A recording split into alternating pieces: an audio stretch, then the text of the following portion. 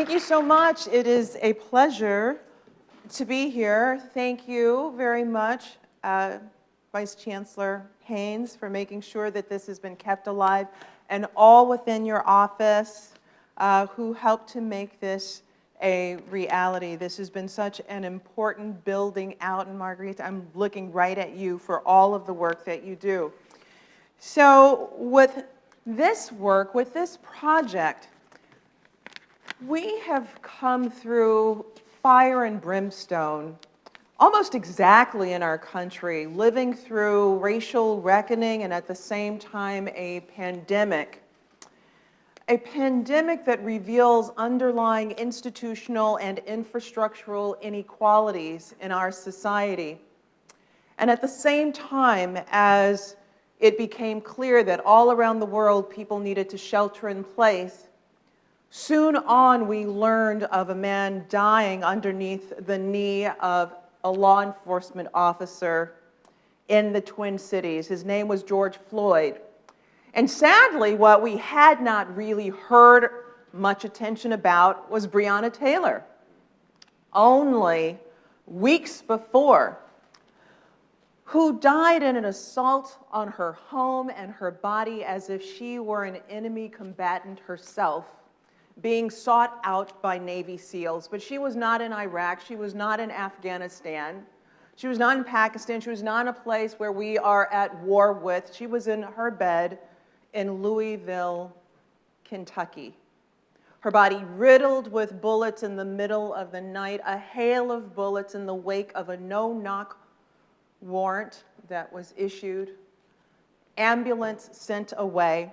She was an essential care worker who was treated in non-essential way, treated as fungible and expendable in a time in which we grappled with a pandemic.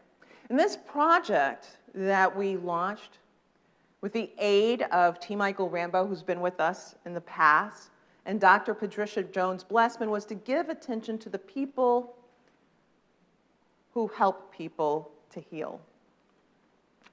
And as you can see with this, so few people in our healing community happen to be African American. And yet they so desperately, communities of color, people of color, African Americans, so desperately in need and wanting support and help, with support and help that just simply hasn't been there for any number of reasons, which would be our next Confronting Extremism within the Academy.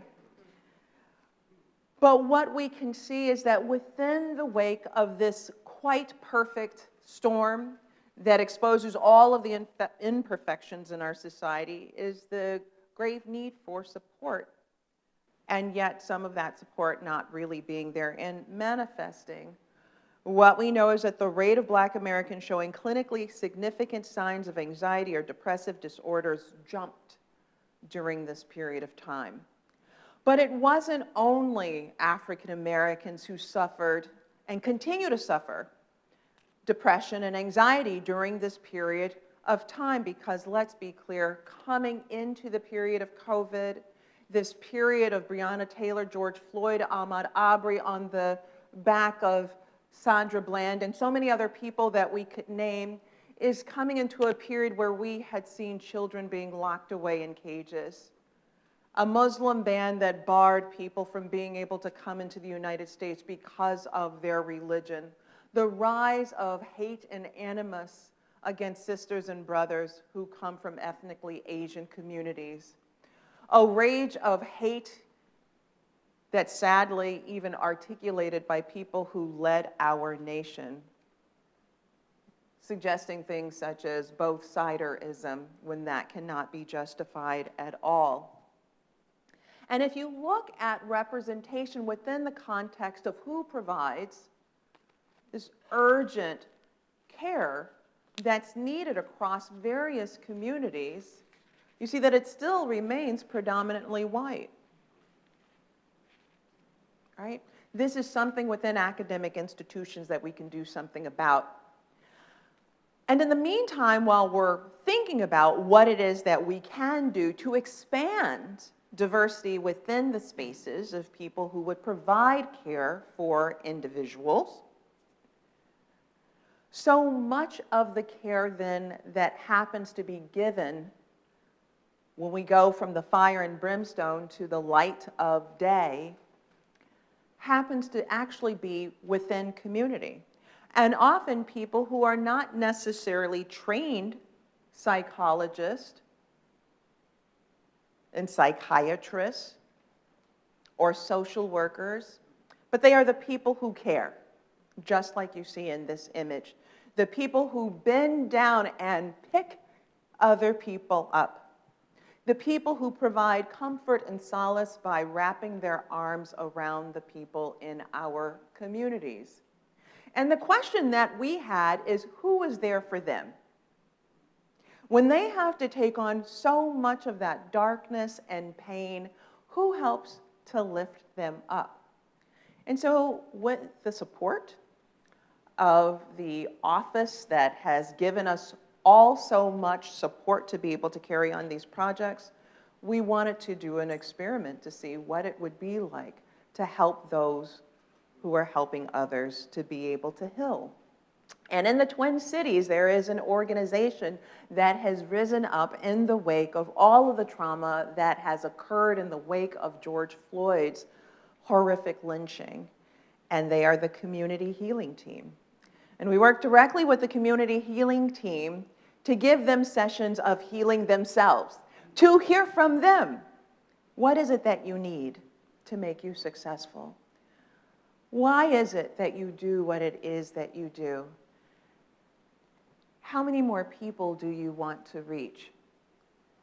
And we did this with this team, and you see me there, Dr. Jones Blessman, T. Michael Rambo on the side. And these training sessions were specifically tailored to address concerns to this community healing team. And one of the things that we learned is that what got them there and doing this work is because they themselves had experienced trauma. We asked them, take these Post-its and put it on the wall whenever you want of whoever it is that brought you here, and a wall filled with the names of so many people who were connected to them, who had died tragic murders, and that is what put them in the position of doing this work. But they are the everyday people, the teachers, the coaches, the nurses, and so forth who are doing this work. These are the people who are around the table. And they shared stories about their lingering trauma, the lingering trauma that they had before doing this work, and also the trauma that they experience and take home with them when they hear the stories of other people. We surveyed them afterwards. Did it work? Were we good at what we did? And 99% responded that the workshops were very valuable. Nearly 90% reported that the sessions were extremely valuable to them. People who bend down and pick each other up, having the opportunity to be heard themselves. This is what it looked like. In the end, the respondents reported that these sessions with them, paying attention to them, paying attention to the issues that concerned them most, rejuvenated them, helped them to sort of face the next day, to pick up again, and to give the support and care that others need. And we look forward to continuing this work. And we're so very grateful that we had the opportunity to engage in this way. My only closing words on this is that we so need to recognize the people who tend to be rendered invisible, but who are giving the support and giving the aid in these times of just tremendous crisis that we have in our country.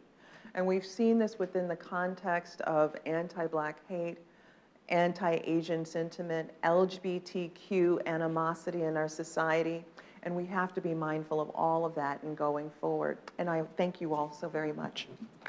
Thank you so much.